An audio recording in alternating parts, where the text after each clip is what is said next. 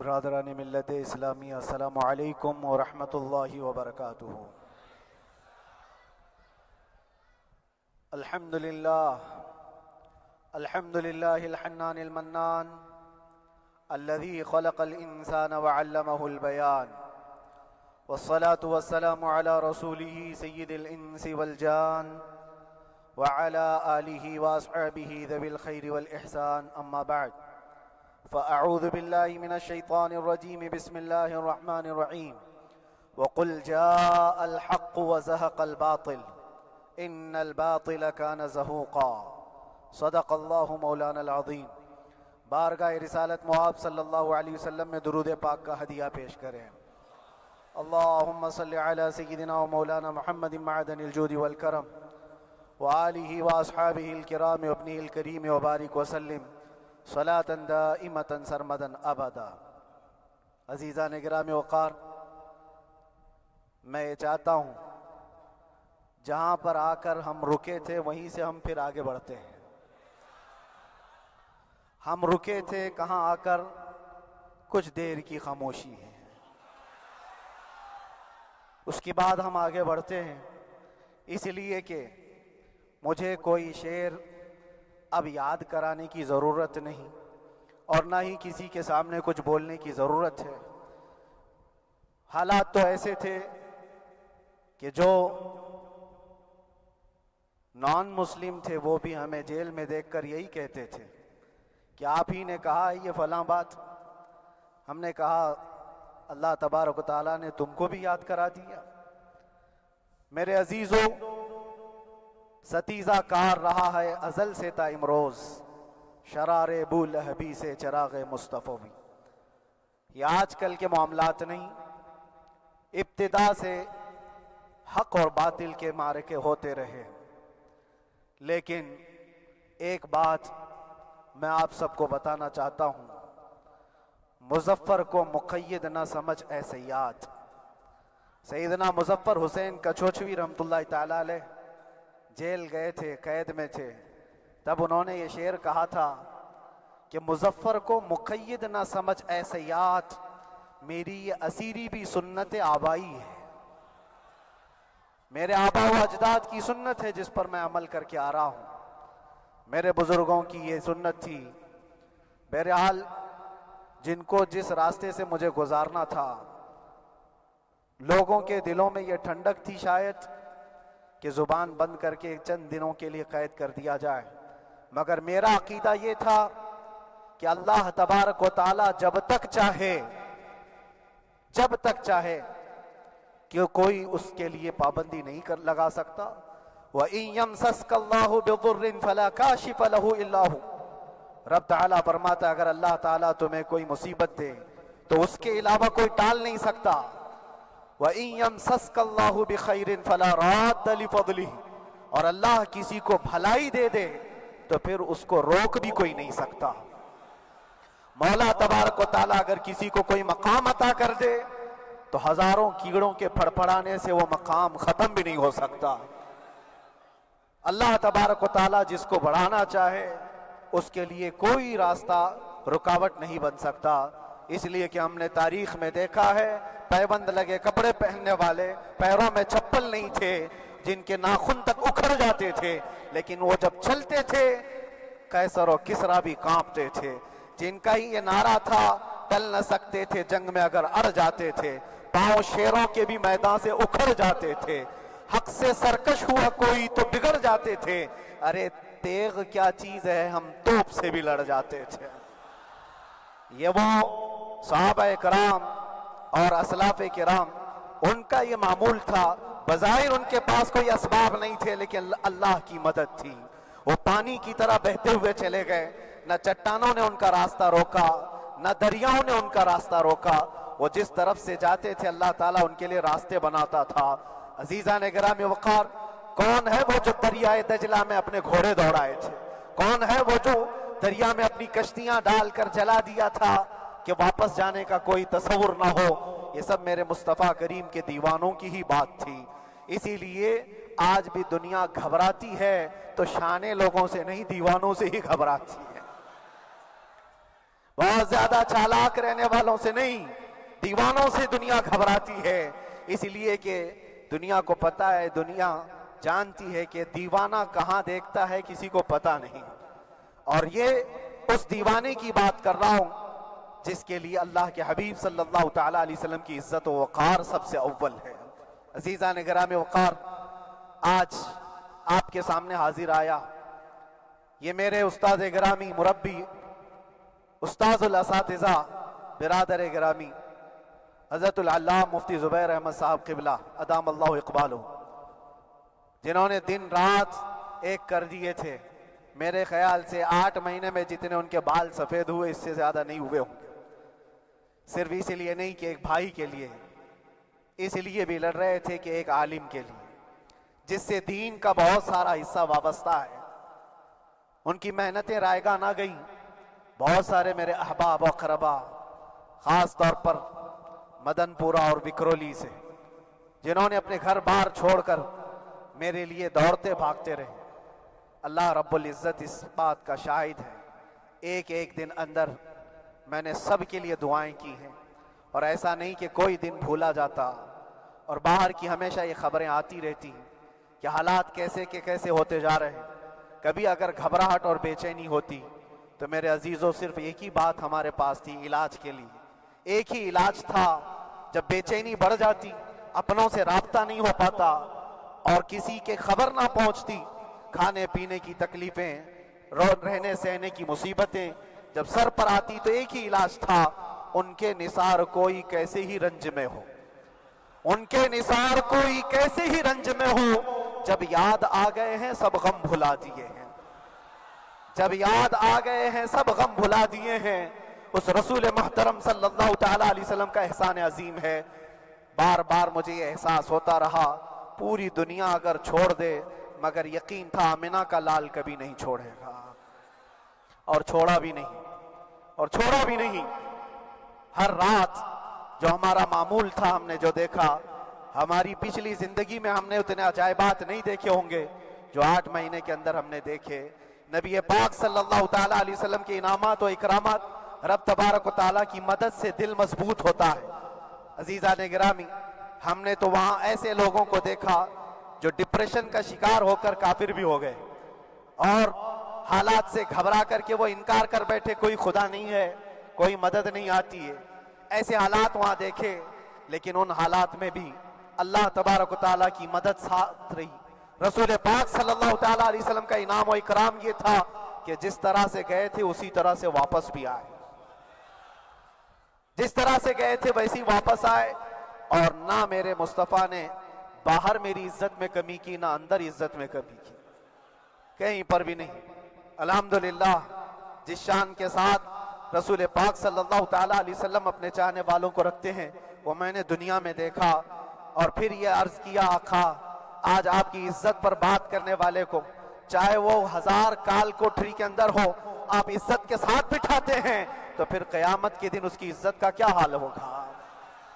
عرش حق ہے مسند رفعت رسول اللہ کی، دیکھنی ہے حشر میں عزت رسول اللہ کی۔ میرے عزیزو، ایک بات کو طے کر کے چلو، انہیں جانا انہیں مانا، نہ رکھا غیر سے کام، للہ الحمد میں دنیا سے مسلمان گیا۔ اس ایک بات میں جو عزت ہے، دنیا کے کسی مقام و منصب اور مرتبے میں عزت نہیں ہے۔ اور حالات دنیا انشاءاللہ میں سناتا رہوں گا۔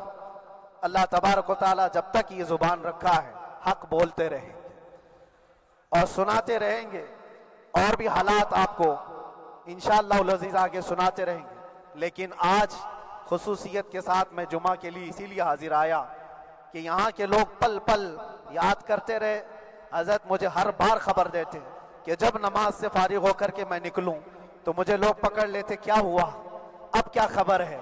تو جس قدر آپ کی بے چینی تھی، بے قراری تھی، میرے عزیزو مجھے بھی ملنے کی بے چینی اور بے قراری تھی، لیکن یہ ایک سٹیج تھا جس سے گزارا گیا ہے، ایک مقام تھا جس سے گزارا گیا۔ میں تو ایک نکما آدمی، میں تو ایک کم پڑا ہوا ہوں، لیکن آپ کو بزرگان دین کی اگر تاریخ پتہ ہو، امام اعظم ابو حنیفہ رضی اللہ تعالیٰ عنہ، جن کو ناحق جیل میں رکھا گیا تھا، امام موسیٰ کاظم رضی اللہ تعالیٰ 7 سال تک قید میں رہے۔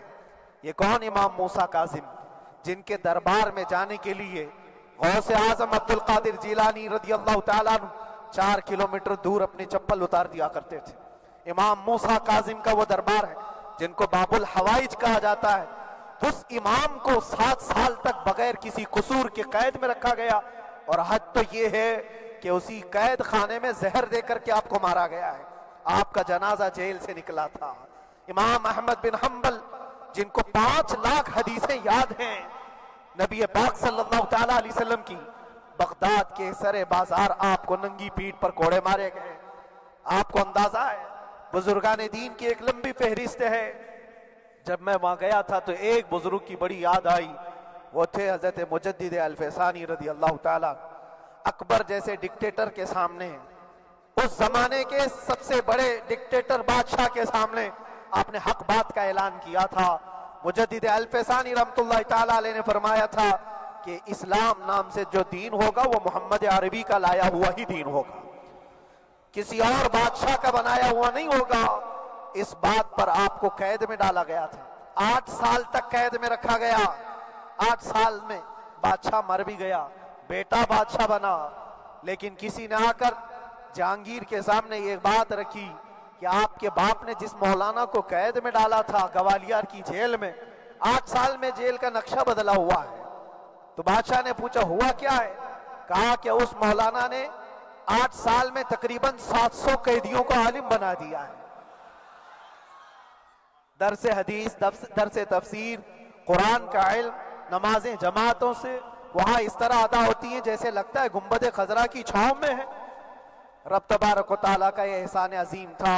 ان 8 مہینوں میں بحمدہ تعالیٰ میں نے اپنی لائف میں کبھی اتنی امامت نہیں کی تھی جتنی وہاں امامت کیا، اس لیے کہ پابندی نہیں ہو پاتی۔ جب جب امام رہا مسجد میں چھٹیاں ہوا کرتی تھی، ادھر ادھر آنا جانا، لیکن وہاں پر کبھی کسی نماز میں چھٹی نہیں ہوئی۔ اور امامت اللہ تبارک و تعالیٰ کو جہاں لینا ہے وہاں لیتا رہے۔ اور مجھے اس بات کا تھوڑا قلق تھا، 24 سال سے میں تراویح سنا رہا تھا، 24 سال، 24 تراویح ہو چکی تھی، رمضان المبارک کا 24 گزر چکے تھے، 25واں سال تھا، ظالموں نے مجھے رمضان سے پہلے اندر کر دیا۔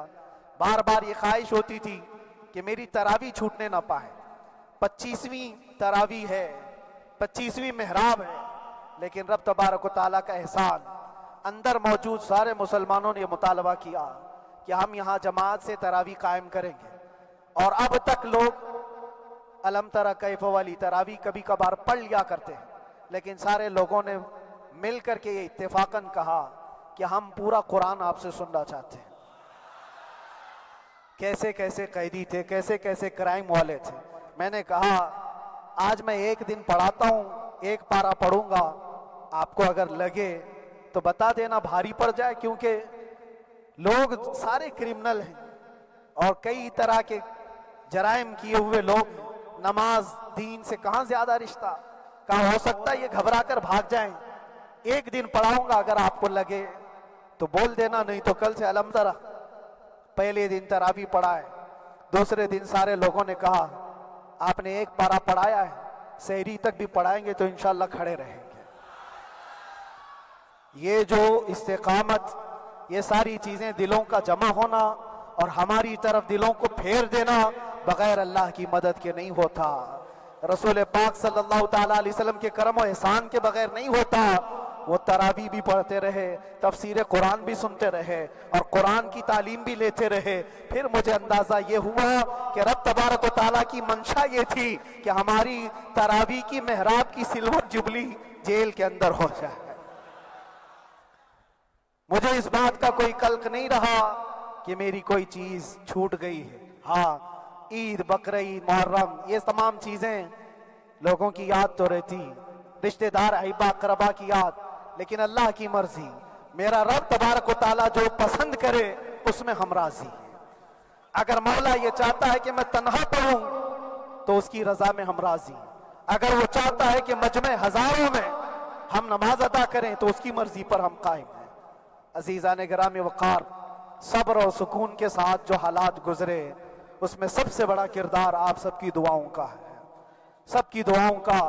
مشائخ، سارے پیران اعظام، تمام سلاسل کے اور ہر مسجد کے امام اپنے محراب اور منبر سے جو دعا کرتے رہے، یہ سارا ذخیرہ میرے لیے اتنا بڑا ہے جس کو میں بیان نہیں کر سکتا۔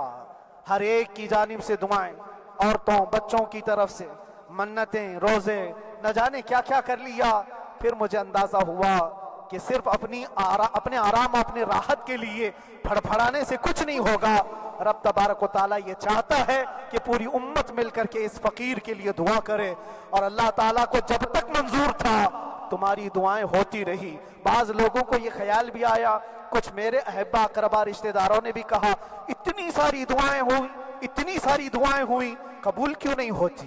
ایک بات یاد رکھو، پوری دنیا مل کر کھڑے ہو کر دعا کرے، اللہ کی قدرت پر کوئی کام کرنا واجب نہیں ہے، اللہ پر کوئی چیز واجب نہیں ہے۔ اگر وہ اپنے فضل سے عطا کر دے تو اس کا احسان ہے، اس کا احسان ہے۔ اب چاہے وہ سال بھر میں قبول کرے کہ 5 سال میں قبول کرے، ایک بات یاد آتی ہے میرے عزیزوں، ہماری قید تو 8 مہینے کی ہوگی، ان بزرگان دین کی قید 8 سال 7 سال۔ امام محمد بن حسن عسکری 20 سال تک قید میں رہے، 20 سال تک اندر سلاخوں کے پیچھے بند رکھا گیا۔ یہ اہل بیت اطہار ہیں، ائمہ اعظام ہیں، ان کی تکلیفیں دیکھ کر پھر ہماری تکلیف چھوٹی لگتی، اور پھر نبی پاک صلی اللہ تعالیٰ علیہ وسلم کی یاد آتی۔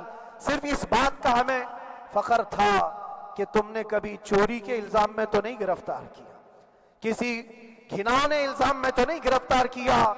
ہاں اگر کسی بات پر گرفتار کیا ہے تو ان سے پوچھو تو اب یہ بولنے میں بھی شرم کرتے ہیں، مولانا کو کیوں گرفتار کیا ہے، مولانا کو کیوں اندر رکھا ہے؟ شرم آتی ہے بولنے میں، کیونکہ انہوں نے کچھ ایسا بولا تھا جس کو بولنے میں شرم آتی۔ کیا بولا تھا میرے عزیزوں؟ یہ ایک الگ کہانی ہے، ابھی میں اس پر کچھ گفتگو نہیں کرتا، اس لیے کہ ہر ایک کو یاد ہو چکی ہے، ہر ایک کو یاد ہے۔ میں اس کہانی کی طرف نہیں جاتا، لیکن اتنا مجھے آج اس ملک میں رہتے ہوئے احساس ہے کہ ابھی بھی انصاف ختم نہیں ہوا ہے۔ انصاف پوری طرح ختم ہو جائے تو اللہ کا عذاب آ جائے گا، اللہ کا عذاب آ جائے گا۔ چند لوگ نا انصافی کر سکتے ہیں، لیکن پوری کی پورے روئے زمین پر رہنے والے انسان نا انصافی کرے، ایسا نہیں ہوتا۔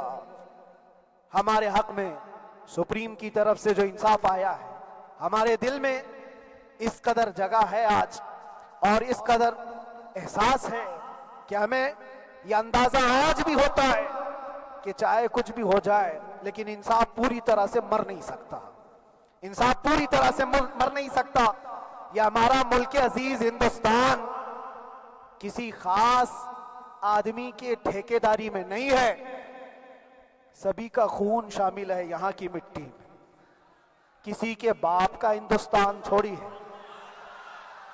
ہمارا بھی ہے، آپ کا بھی ہے، سب کا بھی ہے۔ اور میرے عزیزو پتہ نہیں، یہ بھی شاید راحت اندوری صاحب کا شعر ہے، اور اس سے پہلے بھی کچھ بولا تھا، وہ بھی ان کا ہی تھا، تو ڈینجر ہی ہوا کرتا ہے۔ اللہ تبارک و تعالیٰ آپ سب پر فضل فرمائے، کرم فرمائے۔ جو چیز خاص طور پر بولنی ہے وہ یہ ہے، ان حالات سے آج جو گھبرائے ہوئے ہیں یہ وہ لوگ ہیں جو عیش پرست ہیں۔ میں کسی کو خاص ٹارگٹ کر کے نہیں کہنا چاہتا، لیکن بہت سارے وہ لوگ جو اثر و رسوخ رکھتے ہیں لیکن وہ آگے آنا نہیں چاہتے۔ دین اسلام پر حملے ہوں، حضور پاک کی عزت پر حملہ ہو، کسی کو بولنا نہیں ہے، کیونکہ پتہ ہے دیکھو اس مولانا کو کس طرح کی ہے، اسی طرح دوسروں کو بھی کر دیا جائے۔ جو کمفرٹ زون میں بیٹھنے کے عادی ہو گئے وہ اپنا ایریا چھوڑ کر ہٹنا نہیں چاہتے۔ اگر میں کچھ کہوں گا حضور پاک صلی اللہ تعالیٰ علیہ وسلم کی ناموس کے لیے تو میرا عیش خطرے میں آ جائے گا۔ اکثر کی یہی سوچ ہے، میرا تو اپنا دھندا ہے، میرا بزنس ہے، میرے بیوی بچے ہیں، ہو سکتا ہے مولانا کو کسی چیز کی فکر نہیں ہوگی۔ آپ کو میں بتاؤں، آپ کو اندازہ نہیں ہمارے دل میں ہمارے بچوں کی کتنی محبت ہے۔ میرے بھی چھوٹے سے بچے ہیں، جب وہ جیل کی سلاخوں کے سامنے آ کر آنسو بہاتے تھے تو دل پر چھریاں چلتی تھی. وہ بچے جو ہمیشہ ہمارے سینے پر سوتے رہے, آج میں ان کو چھو بھی نہیں سکتا. جب وہ سلاخوں کے پیچھے کھڑے ہو کر دور سے رو کر کے چلے جاتے 15 منٹ, تو کیا ہمارے دل میں بچوں کی محبت نہیں؟ کیا ہمارے گھر بار نہیں, ہماری بہنیں, ہمارے بھائی, ہماری ماں نہیں؟ کتنے تو دن ایسے ہوئے کہ میری ماں کو دورے پڑتے رہے یاد کے لیے. تو کیا وہ ہمارے اوپر کیفیت نہیں آتی کہ ہم خامخواہ یہ مصیبت کیوں مول لیے؟ میری بیٹی تو جھگڑا کرتی اس بات کو کہ کیوں آپ اکیلے ہو, بہت سارے لوگ ہیں سب کا خیال کرتے ہوئے.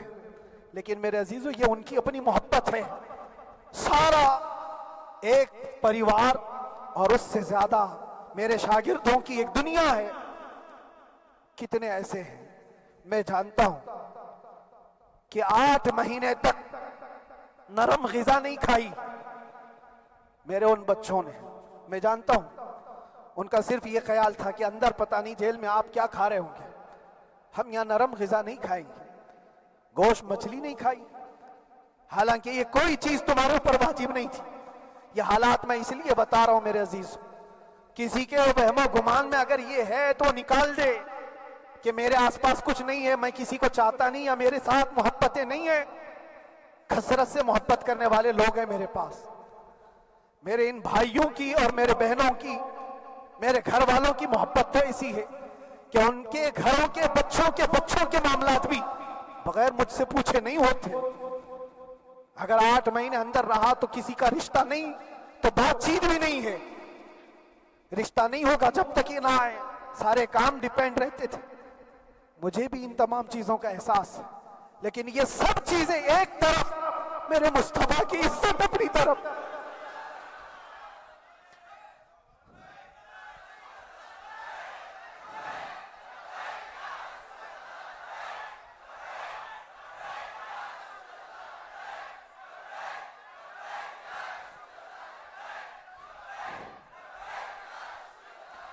میرے عزیزوں,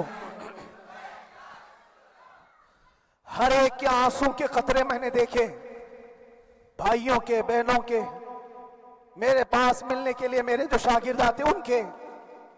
یہ اکثر جب جیل کی دیوار پر آ کر کھڑے ہوتے, ان کی آنکھیں لال, یہ آنسو بہاتے 15 منٹ ملاقات کر کے چلے جاتے. آپ کو کیا اندازہ ہے اندر کے حالات ایک دن 1 سال کے برابر لگنے لگتا ہے. گھٹتے رہتے, لیکن ایک بات کا احساس بار بار ہوتا کہ یہ ساری محبتیں ایک طرف ہے, لیکن ہم جس کے لیے کھڑے ہوئے ہیں اس کی محبت میں کوئی سمجھوتا نہیں, اس کی محبت میں کوئی سمجھوتا نہیں. ایمان اسی کا نام ہے, لا یؤمن احدکم حتی اکون احب الیہ من والدہ وولدہ والناس اجمعین. تم میں سے اس وقت تک کوئی پورا مومن نہیں ہو سکتا جب تک کہ اپنی اولاد, اپنے مال دولت, اپنے ماں باپ, سب سے زیادہ اپنے رسول سے محبت نہ کرے. دعا یہی کرتے رہو جب حضور پاک کا معاملہ آئے تو ساری دنیا ایک طرف ہو جائے. میں نے ایک واقعہ پڑھا تھا اندر ہی, حضرت خالد بن ولید رضی اللہ تعالیٰ ایک قلعے پر اچانک حملہ آور ہوئے تھے.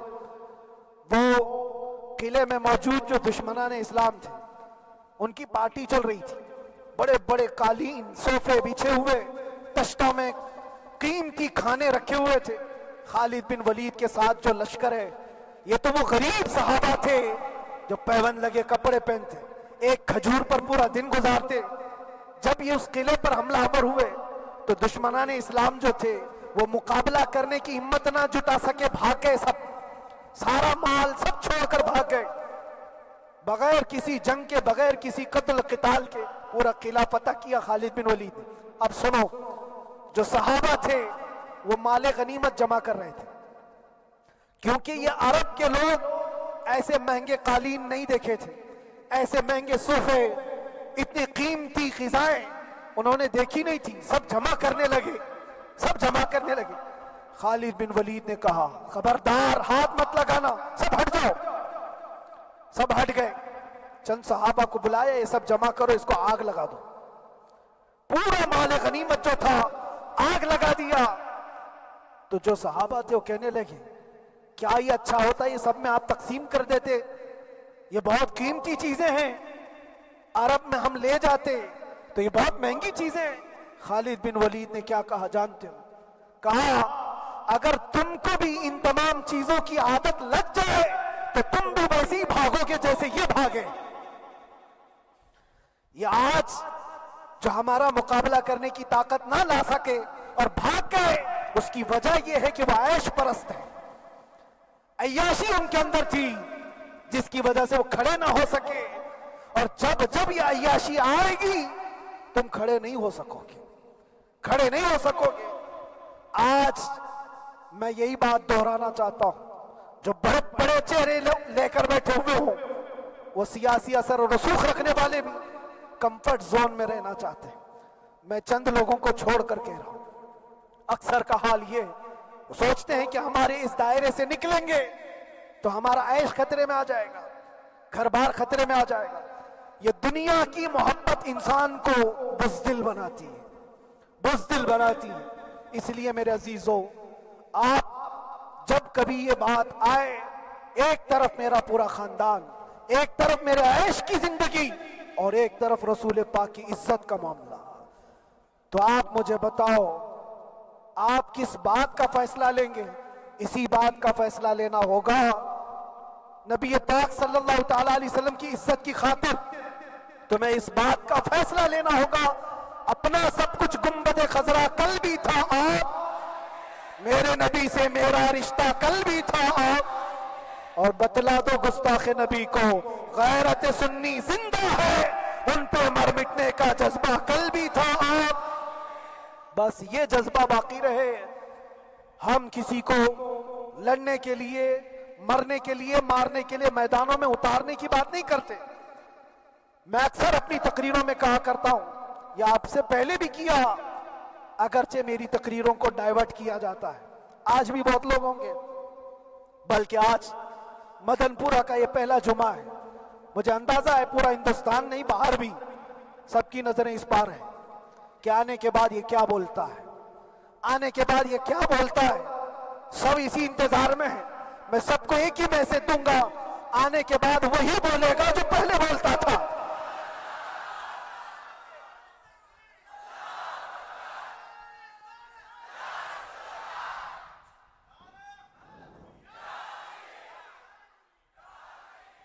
اگر کچھ غلط ہوتا تو ہمارے اس ملک عزیز ہندوستان کی سب سے اعلیٰ عدالت یہ نہیں کہتی کہ ان کے اسپیچ میں کوئی ہیٹ مسئلہ نہیں ہے۔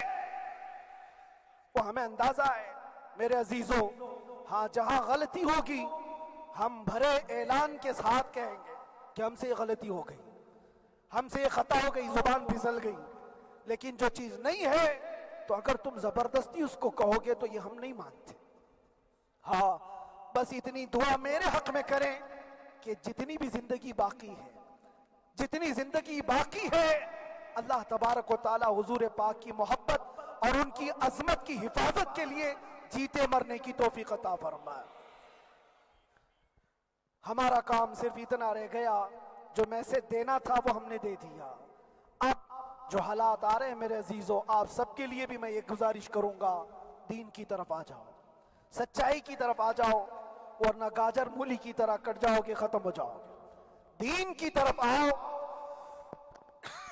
سچائی کی طرف آؤ، اور اسلام نے کہیں پر بھی تمہیں کسی طرح کے آتنک اور دہشت کی تعلیم نہیں دی ہے، کہیں پر کسی ٹیررسٹ کی کوئی بھی تعلقات کی۔ کہیں مجھے کوئی بات بتا دو، اگر کوئی مسلمان اس طرح کی حرکتیں کر جاتا ہے جس کو یہ لوگ بدنام کرتے ہیں تو ہم سمجھتے ہیں اس کا اسلام سے تعلق نہیں ہوگا۔ اسلام سے تعلق ہوتا تو اس کے اندر صدیق اکبر اور فاروق اعظم کی ادائیں ہوتی۔ آج آپ کو وہ معاشرہ زندہ کرنے کی ضرورت ہے۔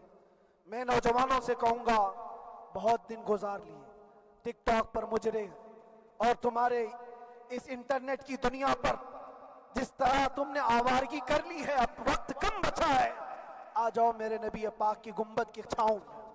عزت وہیں پر ہے، انہی کے قدموں میں عزت ہے، اور یہاں پر بھی ہے اور آخرت میں بھی ہے۔